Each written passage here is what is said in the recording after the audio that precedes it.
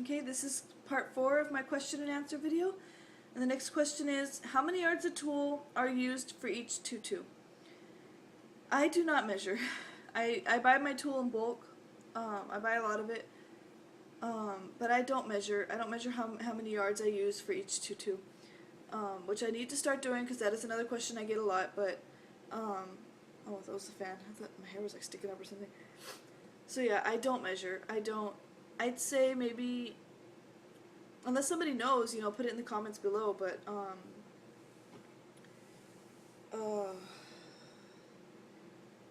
for like, I think like a 12-month and under, maybe 25 to 50 yards, I'm not sure. Like, I really don't know. I need to write that down because that is a question I get a lot, and I'm sorry that I don't know. I feel bad. This is the next question. What program do you use to make your bottle cap images? I don't have a special program. I usually buy mine, get them off of Etsy or off of eBay, or a lot of Facebook groups that I'm part of have bottle cap images. Or I just go onto Google and I find a picture. It does not have to be a circle. I can just find like any picture and then size it on Microsoft Word so that it fits in the 1-inch hole punch. Like the part of the picture that I want to fit in the 1-inch hole punch, and I print it out and I just punch it out using this, the 1-inch hole punch. So yeah, I don't think I have any printed out, no, but that's basically what I do. So yeah, I just use Microsoft Word or whatever. I don't really have like special program and stuff like that. I know there is some, but I don't, and I don't feel like learning it. I usually would just buy mine and stuff like that. This person asks, where do I get my ribbon from? Not the solid colors, but the ones with characters and designs. I have a list of websites on my Facebook fan page, the link will be down below, of where I get my ribbon from, the ones with like designs on it and stuff like that. The ones with characters, you can't, like, websites really can't really sell it because of the copyright reasons. So I'll just find those like off of, like sometimes I'll get them in groups. I'm part of a lot of groups on Facebook. But most of the time I'll get them just off of eBay or off of Etsy. And I buy them like by the yard or whatever, or however much I need, depending.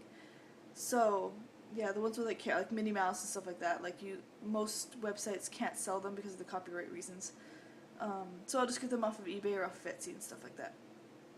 But the ones with like designs, like say polka dots or, you know, like designs on them, like leopard print or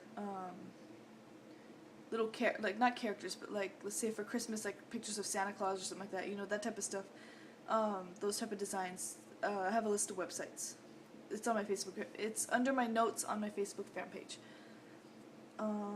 This next question is, what size crochet tops do you use for what child? That's a good question. I know the 6-inch crochet tops, I think can fit up to, I'm not really 100% sure.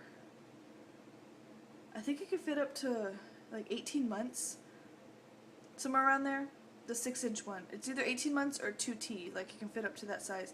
I wouldn't really put that on a 2T because the more the crochet top stretches, the more see-through it's gonna be. And I know a lot of people don't like that because it's see-through. That's why I like to get them just, you know, a little bit bigger, that way it does not stretch. Because if it stretches, the holes on the crochet material will get bigger, obviously. But you can't see through it, by the way. You can't. So, where was I? Oh yeah. So, and I think the 6 inches will fit like newborns up to, I think it's 18 months or 2T. And then the 8 inches I usually do for 2T to 4T. Or 5T, somewhere around there. And then the 10 inches I do like size 6 to 12. Of course, if the child has like, you know, if they have like breasts or boobs or whatever, you're not going to want to put it on them, obviously. Or they can wear one of those sport bra, not with the straps that go like this, but just the ones that go like across like that, just across their chest. You can wear one of those under it, like with the same color or something like that. So yeah, I haven't really, I think the biggest size I've ever gotten with the crochet top was a 5T, I think. I usually don't get them bigger than that. Because, you know, I think the little girl's too big to be wearing stuff like that after that age, but most of them I get are either size 12 months or 2T or 3T and stuff like that, so most of them. What was I going to say? How do you make the woven tutu dress? I think I already answered this in another video. One of my fans made a tutorial on it, and I posted it up. I think I'm going to post it up again. But yeah, she made a tutorial, and she posted it, and I posted it on my fan page. For the woven tutu dress. What was I going to say? Where did you get your mannequin from, and what is the best advice to make tutu dresses? I got my mannequin off of eBay. I think I'll put the link down below. Or you can just message me or whatever, and I'll send you the link. Message me on my Facebook fan page. The link's down below. And I'll send you the link to the exact store that I bought it from. The one that I have is a size, oh, it's super dark. The one that I have is a size 12 to 24 months. I think it's going to start raining outside. It's a size 12 to 24 months, and it was about $60, $50 or $60, I think. Which to me is not bad. That's the size, and that's the price of the mannequin that I got. And then she also asked, what is the best advice to make tutu dresses? If you're going to make a tutu dress, I would use 100% nylon tulle, which is actually what I've been starting to use. Before I would just get whatever tulle and stuff like that, but it does bunch up, and it gets all tangled and stuff like that. Another piece of advice is have your child wear something under it, like something, like maybe like silky pajama pants or, was it those dress slips or whatever, something satin or something silky, to wear under it. That way it doesn't stick to their legs. And that way it also helps prevent the tulle from bunching up as well. So, something silky to wear under it, that way it doesn't mess up the tulle. Because they can get all sweaty and stuff like that, and it'll stick to their legs, and then they get all itchy, and you know how kids are, you know, they'll complain about everything. And then it'll also help your tutu to stay looking nice as well. And also to use 100% nylon tulle, because that tulle is very thin, it's very soft, it's very flowy, it's very smooth. But if you're going to use that tulle, you're going to use more of it to make the dress fuller, if you want it to look fuller. Here's another one. How did you do your shirt designs, and are they iron-on, and how do you do them? Excuse me. I buy the, I've made myself some shirts, and I've made some friends some shirts like this, and I've never had any issues. I always try to send, I think, since my laptop was stolen, I don't think I sent the washing instructions. Oops, I'll have to message that person, the washing instructions. But I always put washing instructions on how to take care of the shirt and everything like that in the package as well. So, let me get here it is. The exact brand that I use on the iron-on. And I've never had issues. So let me see if I can show this. It's this. And I always use the dark t-shirt transfer. Even on white shirts I use it. To me it just works best. And I've made myself several shirts with this and several friends and stuff like that, and they've never had any issues if I tell them the washing instructions.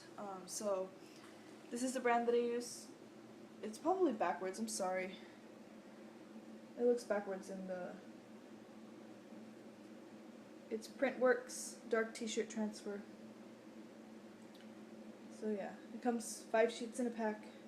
And each sheet, I don't think there's one in here.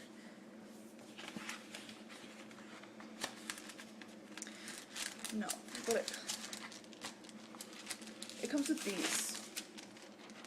This is what you use to iron onto the shirt. You put this over it has all the instructions inside. But it comes with like printable iron-on paper, and what I do is I just go onto Microsoft Word and I get pictures off of Google or whatever, and I use Microsoft Word just to make my layout of how I want it to look on the shirt, and I size it the way I want it to so it fits nicely on the shirt, and then I just print it out. And I think you're supposed to wait like 20 or 30 minutes, I think, before you can actually iron it on a shirt. That way the ink can dry. So you just cut it out and then you just iron it on. And this is something that that I tell all my customers. The way you wash it. Sorry if I'm all close. You're supposed to wash them inside out. Make sure the shirt is inside out. It needs to be with other soft fabrics, like since it's a shirt, it should be with other shirts that are like soft shirts, like cotton shirts or whatever. No jeans or anything heavy or anything like that, or anything thick. Like don't try not to wash it with anything thick. Like say just wash it with like a load of shirts, you know, just like a load of like cotton shirts or whatever. But make sure that the shirt is inside out and it needs to be cold water. And then do not put it in the dryer. Just take it out after you're done. Take it out and then hang it to dry. Because if you put anything that's heat, it's going to cause the picture to like crack or, you know, fade, I guess you can say. It'll cause it to like fade or crack. So that's my suggestion on how to take care of those shirts, because that's another question I get a lot, is how do I make the shirts and if they last. But I've never had any issues. I have several shirts that I've made that I've actually made several years ago that actually still hold up. So yeah, I've never had any issues. Let me go ahead and stop this video and I'll record part 5.